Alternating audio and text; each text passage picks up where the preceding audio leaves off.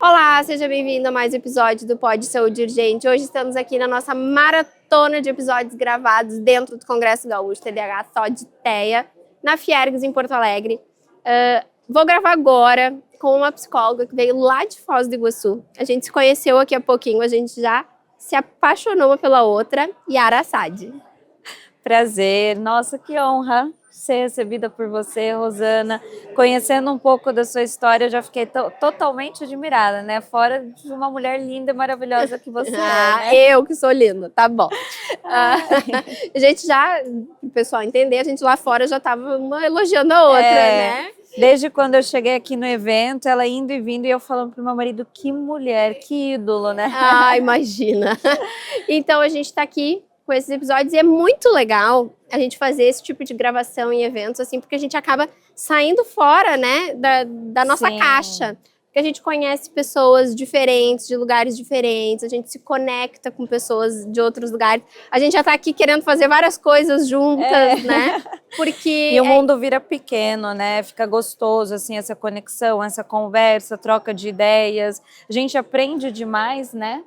A gente sempre aprende com o outro, né? Nossa, eu falo, o ser humano tem que ser aquela esponja que tá sempre pronto para absorver aprendizado. Quem pensa que já sabe tudo, não sabe de nada, né? Porque a gente sempre tem a aprender com a experiência do outro, com a vivência do outro. A gente não, por mais que a gente estude, que a gente pensa assim, eu sou foda no que eu faço, mas ainda assim tem muita coisa que a gente pode melhorar. É um mundo assim sem fim. O aprendizado é um mundo que você começa e não termina nunca, né? Sim, muito legal.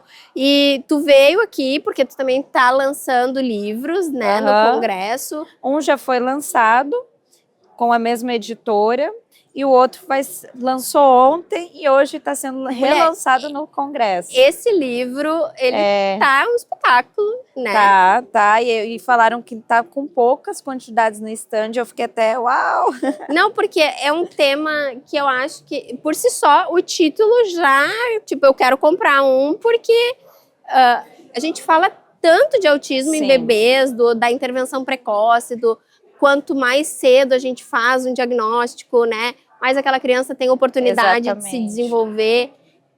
Mas ainda a gente percebe as dificuldades, o quanto os diagnósticos são tardios, o quanto a gente ainda escuta frases do tipo, cada criança tem seu tempo, e isso vindo de médicos, de profissionais que trabalham com isso, né? Criança com 3, 4 anos com dificuldade de fala e ignorando isso. Quando a gente fala, mas o pai já foi assim, olha, ele tá bem, né? Eu, por exemplo, escuto muito isso. Não, mas o pai teve atraso de fala, tá tudo bem, né? Não, mas eu na escola também não era boa. E ele é igual eu. Tipo, a gente fica, mas requer uma avaliação, a gente pode estar vendo. E às vezes o sinal tá lá desde quando a criança nasceu, desde do momento do início de vida, e a pessoa não tem essa noção. Eu acho que esse livro em si, eu nunca vi igual, não é porque eu sou coautora, eu nunca vi igual, fora que admiro muito a Nayara Mesquita, o Dr. Tiago Castro, esse foi um dos motivos que me incentivou a aceitar o convite, né, de estar como coautora nesse livro maravilhoso, e eu acho que falta essa informação muito para os pais, e primeiramente os pais de primeira viagem, né? Que é aqueles pais que não sei de nada, é tudo novo. Às vezes, ter essa sabedoria, ter essas informações, nossa, salva um monte, né? Salva vidas, né? Salva porque vidas. É um cérebro que pode se exercitar ali e se desenvolver, né? Exatamente. E a gente sabe, assim, né? Eu sou advogada, mas eu li muito, estudei muito e também eu já gravei muito. Então, como eu gravo com os profissionais, eu aprendo... a bagagem de informação deve... gigantesca, assim, né? De estudos que dizem que crianças estimuladas desde muito cedo, 80%, se eu não me engano, chega até a não ter mais os sinais ali do autismo, né? E fora que muitos pais, às vezes, acabam dando nome. Meu filho é autista. Quando a gente senta com a criança e tudo, a gente vê que ali teve falta de estimulação, não necessariamente que a criança precisa entrar num diagnóstico ou fechar um quadro de diagnóstico. Às vezes, realmente, é falta de um estímulo. E eu vejo isso muito, né? Às vezes a mãe fala, eu acho que meu filho é autismo, que hoje é usado também para tirar um pouco da culpa dos pais, né? Então, ele é autista. Aí joga aquela responsabilidade para uma terceira pessoa, não quer estimular em casa, mas ele fica o dia todo na televisão. Eu já recebi várias mães, né, que desde bebê o filho é jogado lá na babá eletrônica, né, babá virtual, fica o dia todo e a mãe se surpreende, por que que ele não é que nem as outras crianças? Não tem um estímulo correto. Eu já tive momentos de sentar com mães e falar para elas assim, olha, tem esse jogo, esse brincar, isso, e ela olhar assim para mim, sério? Nossa, eu achei que só na escola. E a gente se surpreende, né? Nossa, tem pais que não sabem dessa informação? Tem pais que não sabem. E ainda mais pais de primeira viagem, que nunca tiveram contato com uma criança, né? E aí eu acho muito importante, antes de uma pessoa decidir ter um filho e tal, ler, por mais que, nunca meu filho vai ter autismo. Talvez, mas o que custa ler, aprender, escutar podcasts, estudar sobre o assunto? É um bônus, né? Às vezes o seu filho não tem, mas o filho da sua cunhada pode ser que tenha. Quanto que você não vai estar ajudando a pessoa do seu lado? Exatamente.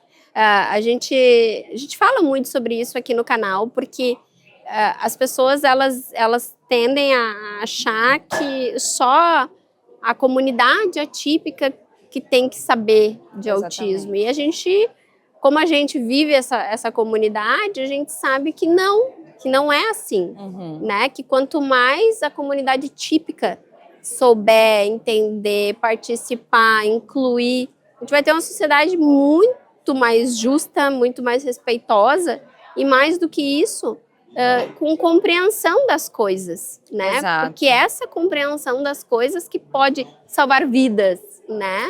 Exato, e eu falo não só para pais, e eu falo que é um compromisso, toda pessoa que decidiu entrar na área infantil, tá? Professor, psicopedagogo, qualquer profissional que decidiu trabalhar com criança, eu acho que precisa buscar essas informações. E eu falo assim, esse livro foi caprichado, porque tem de todas profissionais de todas as áreas, pediatras e tal, eu acho um absurdo, em pleno 2026, tipo assim, ter pediatras que não sabem identificar uma criança autista. E eu falo porque eu já me deparei com pessoas que falam, mas eu levei na pediatra, e eu perguntava, eu falava que tinha algo que não está normal. E aconteceu, por exemplo, dentro de situações de pessoas próximas a mim, de levar no pediatra e o pediatra falar, não, mas é normal, ele vai se desenvolver com o tempo. Isso não é resposta de um profissional? Né? Ainda mais porque a primeira busca de uma mãe é o pediatra. Sempre o pediatra, né? Então, acho que tem que ter um pouco desse update, né? Sobre o autismo, sobre os transtornos de neurodesenvolvimento, assim como outros transtornos, né? Eu falo, a saúde mental é um tema que nenhum profissional precisa descartar nos atendimentos deles, né? Exatamente. E a gente vê isso acontecendo toda hora, né? É impressionante, assim, eu gravo toda semana e toda semana eu escuto uma história de um médico que descredibilizou, que a mãe era louca, que... Eu escuto isso todo santo dia. Sabe? A história se repete demais pra gente estar vivendo aqui 2026, como tu disseste, e a gente tá ouvindo isso toda hora, né? E ouve, tá? Não é merchan, mas a gente ouve demais isso. Tipo assim, realmente de mães vir a gente vê que a criança tem algo, né? Sem avaliação, né? Um profissional já consegue captar, tem algo. Agora vamos avaliar? E tem mães que acabam não querendo porque o pediatra, né? Não falando porque tem pediatras excelentes, né? Sim. O Dr. Tiago, por exemplo, é uma pessoa que eu admiro muito. Eu estou na jornada com ele, eu fui aluna dele lá no início, há 5 anos atrás, quando tinha o online, ainda a gente estava na pandemia, mais ou menos. E aí, tipo, tem profissionais que são excelentes e tem os que destroem as vidas, né? Porque vem mães, acabam... Não, mas o pediatra de fulano falou. Então, vamos buscar mais uma opinião? E a mãe, ela já não quer o diagnóstico. Outras já corre para diagnosticar só para... Mas eu digo assim, aquela mãe que ela não quer que o filho seja autista. Aí o pediatra diz, não, bobagem, isso, pronto, ali acabou. E é um momento crucial, crítico, emocional, vulnerável para uma mãe receber, ou até os pais em si, né? Mãe e pai receber, porque primeiro é uma novidade. É um susto, você fica assim, meu Deus, o que eu vou fazer? E agora? O que vai ser do meu filho? A gente já pensa, por que eu, né? Então, muda uma rotina de vida, muda um estilo de vida, e muitas mães, por mais que sabem, eu já atendi mães profissionais da área que entraram em negação. Não, meu filho não tem. Isso pode acontecer, é um mecanismo de defesa, querendo ou não, né? Quando alguém entra em negação, não quero aceitar o que está acontecendo. E está tudo bem, faz parte. Mas aí vem o profissional que precisa estar acolhendo esses pais, sabendo como lidar, como dar o diagnóstico, como direcionar de forma correta. Vem aqui, eu falei, mas vai lá, vê o outro profissional o que acha. Né? Ter uma delicadeza com os pais nesse momento. Porque eu sei que é difícil, não é fácil. Não só sobre o autismo, mas como qualquer outro transtorno do neurodesenvolvimento e transtornos emocionais, né? Sim. E quando a gente fala, por exemplo, de um TDAH, a gente sabe que o diagnóstico ele vai ser lá com 6 anos. Mas o autismo, ele já é possível em bebês. Né? E olha que interessante, o meu capítulo em si, eu já falo sobre a epigenética, né? Como o gene escuta o ambiente, desde o útero da mãe, como o bebê pode estar recebendo certas informações que pode servir como fatores, não vou falar a causa do autismo, mas que são fatores dentro do autismo. Me explique mais sobre isso. E se eu te explicar, eu não paro de falar e vou dar muito spoiler, né? Mas assim, é sobre como tudo que a mãe passa, o bebê está sentindo do útero, tá? Existe uma informação que diz que 2 meses, um estudo na verdade, 2 meses antes da concepção de um feto, o bebê já está carregando memória celular do pai. Esse feto, 2 meses antes, ele sendo um espermatozoide, ele já está guardando uma memória celular do que o pai viveu naquele momento. Então, o pai está estressado, o pai está ansioso, o pai está agitado, isso tudo já está sendo gravado memória celular. O que é a memória celular? Em outras palavras, dentro da epigenética, né? Nossa epigenética. Epigenética é moldável, o DNA não é. Então, se a epigenética é moldável, tudo que são fatores ambientais, tudo que eu passo, experiência de vida, está moldando minha epigenética. Então, se a gente for falar, por exemplo, de uma outra criança que o pai ficou estressado, concebeu, a mãe engravida. Agora, tudo que a mãe vive já está criando memórias celulares dentro do bebê. E às vezes, e é engraçado, teve estudos também que falam que mães que se desvincularam do feto, às vezes por medo de perder o bebê, não intencional, às vezes não queria esse filho, às vezes muito estresse, ela não teve tempo de sentar, conversar, eu tenho um bebê, filho, a mamãe está aqui, chamar o bebê pelo nome, essa conversa, né, entre mãe e filho, acaba sendo um dos fatores do autismo, que cria uma desconexão da simbiose. Aí cria, não consigo fazer contato visual com a minha mãe, mesmo amamentando, na amamentação. E eu falo, e hoje em dia tem outros estímulos. Muitas mães estão amamentando, mas o celular está na mão. A amamentação entre o bebê e a mãe é um momento crucial e importante. Ela tem que colocar toda a carga de atenção nesse bebê. Então, assim, filho, eu tô aqui, e eu escuto muito, por mais que muitas mães falam assim, ele é criança, não sabe, não entende. Pois, desde quando ele era espermatozoide, ele está captando informação de todo o ambiente que está ali. Todo o seu estresse. E é a percepção do bebê que vale, não é a sua. Não, mas eu quis meu filho. É a percepção dele. Se ele se sentiu rejeitado ali no útero, é você e seu filho, resolve com ele. Então, assim, a percepção do bebê com esse ambiente vai moldando a epigenética dele e vamos ter as características do dia a dia, né? Que através de comportamento e tal. Voltando para a amamentação. Então, esse momento, a mãe no celular, o bebê aqui, que conexão, que contato visual, que estímulo que eu estou dando para o meu filho? Nenhum. E aí vem o meu filho, começa a aparecer outras características e eu não tenho aquela função que a simbiose, eu sempre falo, a simbiose entre a mãe e o filho vai até os 6, 7 anos de idade. Às vezes pode até prolongar.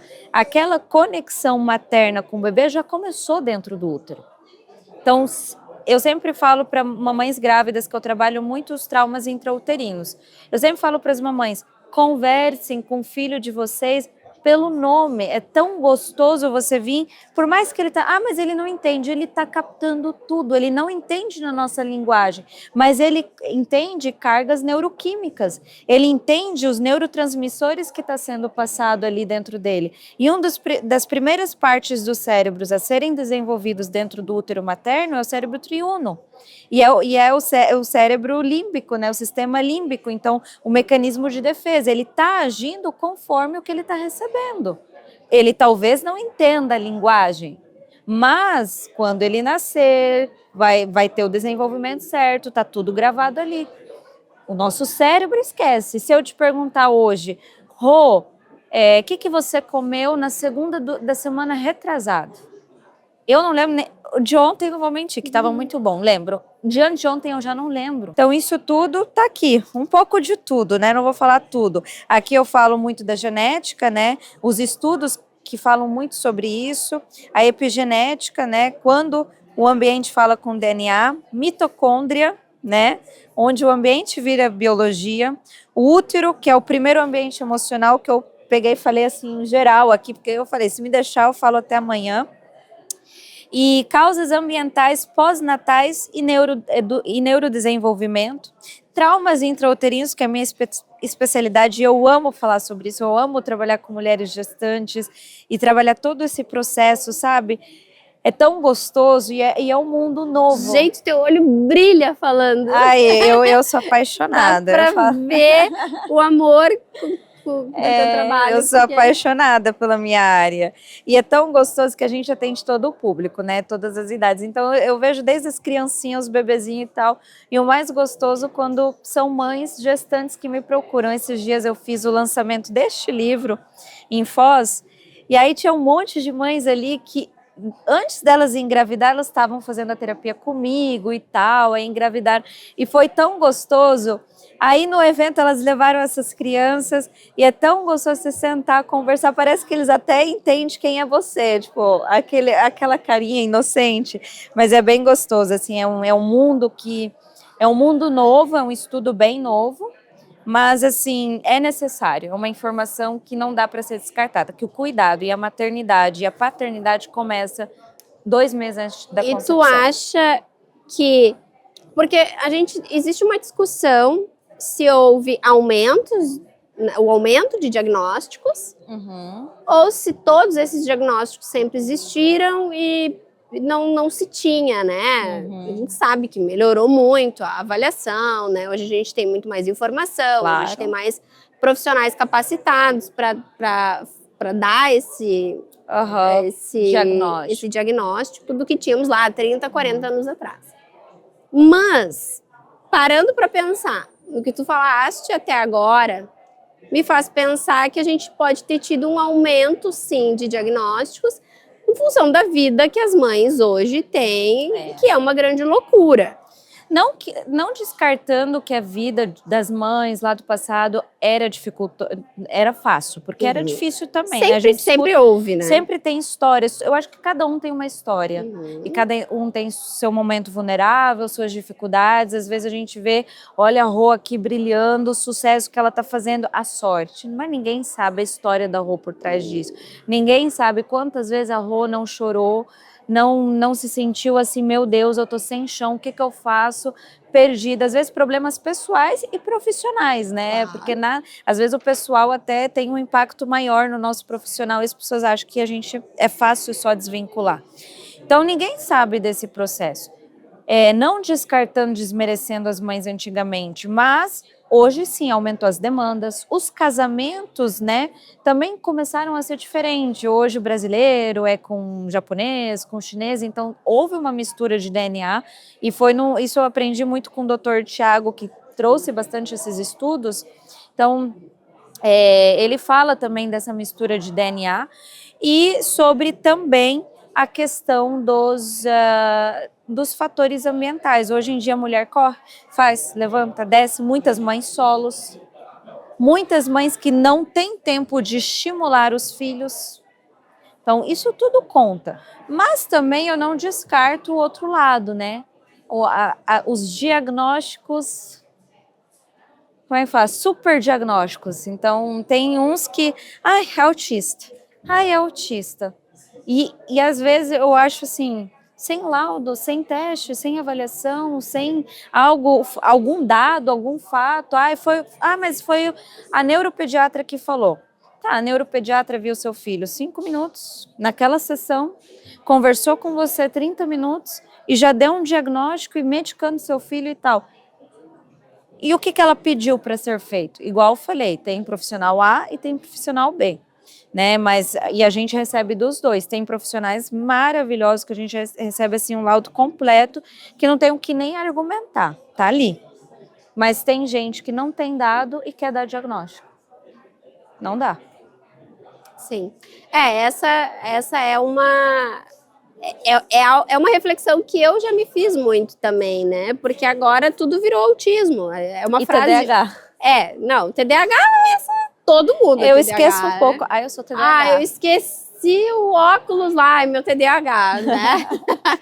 e na verdade isso, claro que a gente mesmo, né? Às vezes eu mesmo falo assim, quando vê a gente fala e a gente sabe que não pode falar, porque a gente não pode fazer com que isso vire caia moda, numa coisa de que é normal ter TDAH. Não é, as pessoas sofrem com TDAH, as pessoas têm uma vida com muitas dificuldades, então a gente não pode sair brincando que qualquer coisinha é TDAH, porque não é, né?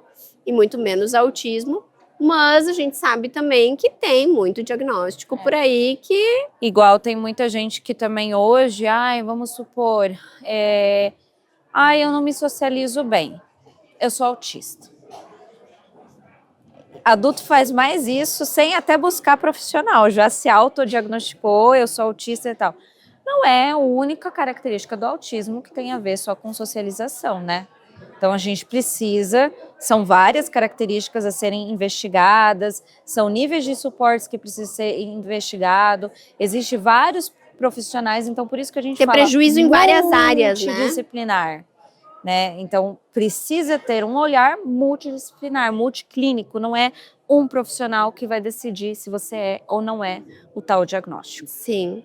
E o outro livro? Vamos lá, que eu tô curiosa pelo outro. Só para fechar algo que a gente não falou sobre aqui, também falei muito sobre epigenética transgeracional. Gente, isso daqui sozinho...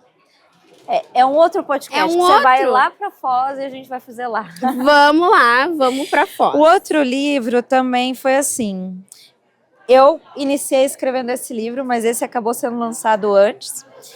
E esse livro foi de Deus, porque o e-mail chegou para uma das coordenadoras e chegou o capítulo desse. Chegou para uma das coautoras do livro Não é sobre perfeição, é sobre consciência. E ela me marcou reunião achando que eu já estava inscrita. Fizemos a reunião e tal. Aí quando eu fui falar o título, não, mas não é com a gente. Tipo, é outra pessoa. Eu falei, não acredito. Esse capítulo não posso colocar aqui, mas não sei o que. Eu falei, não dá, eu já escrevi para botar e mandei, né? E aí foi assim, de Deus, foi um chamado, aí eu ofertei 2 outros capítulos, porque eu sou mentora também, que eu já dou nos meus cursos. E aí ela falou, nossa, topíssimo, vamos fazer, e eu acabei sendo coautora de 2 capítulos nesse livro. 2 capítulos? 2. Não é sobre perfeição, é sobre consciência, a psicologia na orientação parental.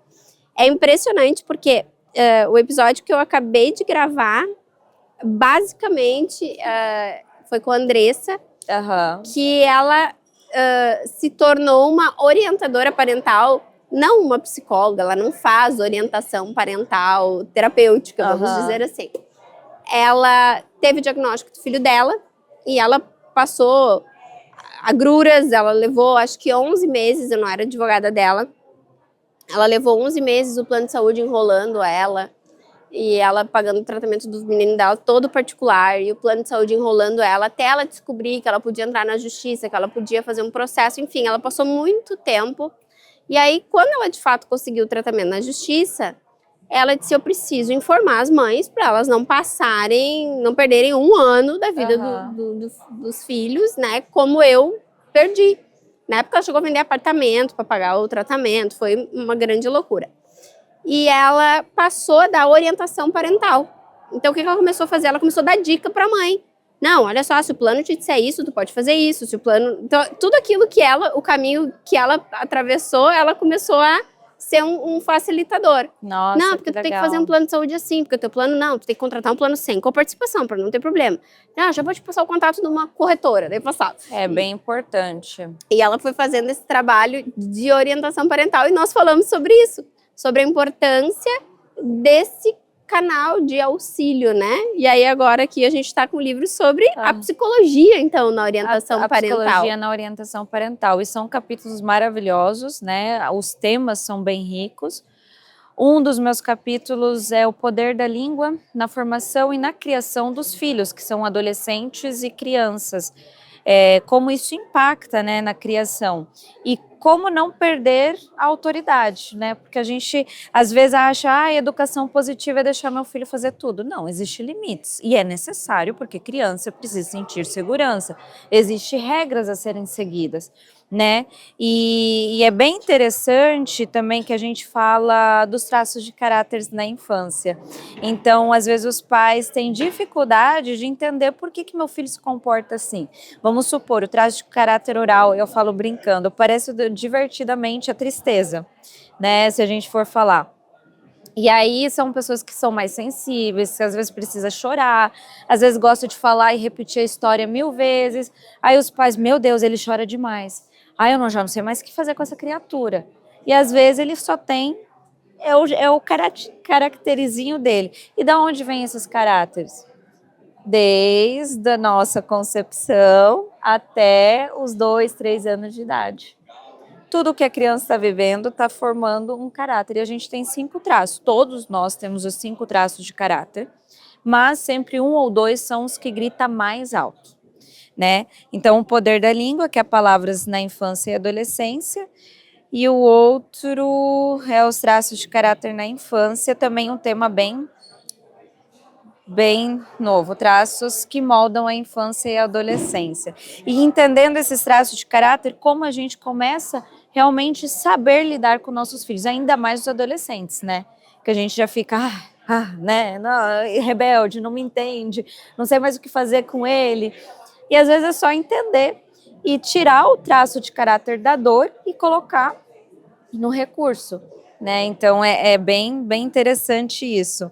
E aqui também eu menciono vários, as bases científicas disso, da onde surgiram esses estudos e tudo, porque eu falo assim, não é achismo, é ciência, né? Então, quando a gente fala de ciência, não existe argumento. E hoje tu trabalha bastante com a questão de pais, adultos. Hoje em dia, sim. O Instituto, igual eu falei, ele atende todas as idades. A gente atende desde abordagens TCC, ABA, psicanálise, hipnoterapia e temos também abordagens integrativas, que é mais usada para adultos, né? Já os atendimentos de crianças com transtorno de neurodesenvolvimento, temos os atendimentos multidisciplinares. Eu, Yara, hoje pego a família, adolescente e adulto, né? Então, assim, hoje o meu trabalho é muito nessa orientação dos pais, ainda mais os pais que estão para receber algum diagnóstico. Eu amo aquele momento que a gente acolhe, que a gente senta, vamos conversar, tem isso, mas está tudo bem, né? Porque é difícil para os pais. E um pai tratando sua saúde emocional é muito importante porque diz muito do ambiente que esse filho vai ser criado, diz muito do comportamento, da maturidade emocional que esse pai precisa ter para lidar com essa criança. E não só Eu acho que hoje em dia a gente foca tanto autismo, TDAH, TOD, TEA, mas tem também crianças com depressão, crianças com ansiedade generalizada, crianças com mutismo seletivo. E a gente precisa acolher os pais, independentemente do diagnóstico que eles vão estar recebendo. Sim. E é um luto, né, do filho perdido, né? É um momento extremamente desafiador, né? É desafiador. Eu não diria o filho perdido, né? Daquele filho planejado, sim, né? Daquele filho que eu imaginei que eu ia ter e não tenho, A né? gente cria muita expectativa. Não é perdido de... Sim, não, eu entendi você. Mas, igual, eu acho que o ser humano que cria as próprias expectativas e sofre por ela, né? Sim, então, quando um pai realmente começa a buscar autoajuda, ele acaba em si trabalhando a maturidade emocional dele. Então, eu já vou buscar autoajuda porque agora eu entendo, igual você falou, a palavra é bem bonita, luto. Eu preciso agora sair da minha zona de conforto, buscar o novo. E o cérebro odeia fazer isso. Sim. Porque ele vai precisar criar uma nova neuroplasticidade. Para quê, se eu já estou acostumado com o velho? E o que é o velho? É baseado nos meus traumas, nas minhas dores, nos meus desejos, nas minhas expectativas. Então, os pais, quando, igual a gente falou, das expectativas que se coloca ao filho, é baseado no quê? Nas minhas dores. Se eu não estudei, eu quero que meu filho estuda. Se eu não tive isso, eu quero que meu filho tenha. E eu vou fazer de tudo para ele ter. Mas, e se não for? E é impressionante que é isso mesmo, né? É sempre assim. É sempre assim. E a gente quer corrigir os erros que a gente nem conseguiu corrigir em nós, nos filhos. Eu acho assim, porque eu tenho uma enteada, né? E eu falo que eu sou a mãe dela, de coração e de tudo, de alma, do dia a dia. E eu falo assim, às vezes a gente tá ali, eu falo, nunca vou fazer igual minha mãe. Tô ali igual. E aí, só que assim, eu já me policio e tal. E por mais que quando a gente é profissional, a gente também cai, né, nos erros, por mais que tenha ferramenta, depois eu tô lá, por que eu fui? Eu podia ter feito isso. Desculpa, na próxima, vamos fazer esse combinado? Então a única, eu acho que a grande diferença é que quando a gente traz para consciência, a gente tem a oportunidade de viu? Por isso que é o nome. Olha aí, a gente tem a oportunidade de, olha, é verdade, agora que eu me dei conta. A gente tem a oportunidade de corrigir, de tentar resolver, de tentar fazer melhor, de na próxima vez fazer diferente, né? Porque não é sobre perfeição, é sobre você realmente vir, entender o que está acontecendo e vir falar, eu errei aqui como pai, vamos achar uma solução. Isso. Porque muitas vezes, por orgulho, por ego paterno e materno, que muitas vezes a gente carrega, e pelos nossos traumas, a gente acaba falando assim, eu errei, mas era para aprender. A gente vai justificando. Justificativa, cria um ciclo vicioso, que gera culpa, não gera resultado. E toda vez que eu sinto culpa, eu vou agir no mesmo erro. E justificar o porquê que eu estou fazendo isso. Não, mas eu fiz isso por causa que eu sou um ótimo pai. Não, eu fiz isso porque, olha, eu não tive isso, pelo menos ele tem alguém que faça isso por ele. E aí a gente vai justificando, isso vai virando uma bola de neve, aí eu tento fugir da culpa, mas a culpa tá lá no fundo, e eu já não sei mais lidar com a situação, e meu filho...